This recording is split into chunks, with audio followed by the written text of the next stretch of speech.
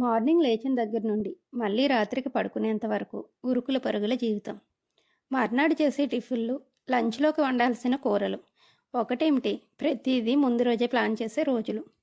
ఎక్కడ మొదలు పెట్టామో తెలీదు, ఎందుకు పరిగెడుతున్నామో తెలీదు, ఎక్కడ ముగిస్తామో కూడా తెలీదు.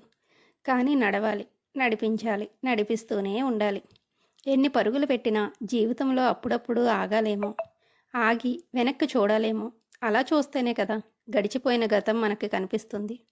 ఆ గతంలో బాధ్యతలు, బాధలు, భారాలతో పాటు ఆనందంగా గడిపిన రోజులు కూడా కనబడాలి. అన్ని రోజుల్లో కొన్ని రోజులైనా ఆనందంగా గడపాలి. అప్పుడప్పుడు చిన్న బ్రేక్ తీసుకోవాలేమో. కాసేపు అన్ని టెన్షన్స్ని పక్కన పెట్టి ఆనందంగా గడపడానికి చిన్న బ్రేక్ తీసుకోవడం అవసరమేమో.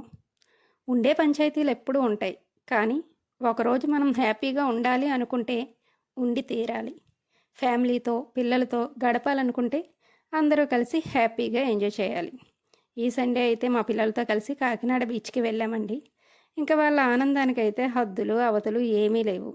పిల్లలంతా హ్యాపీగా ఉంటే ఇంకా పేరెంట్స్ కూడా హ్యాపీగానే ఉంటారు కదా. ఈ వీడియో మీకు నచ్చితే లైక్ చేయండి, షేర్ చేయండి, నా ఛానల్ని సబ్స్క్రైబ్ చేసుకోండి.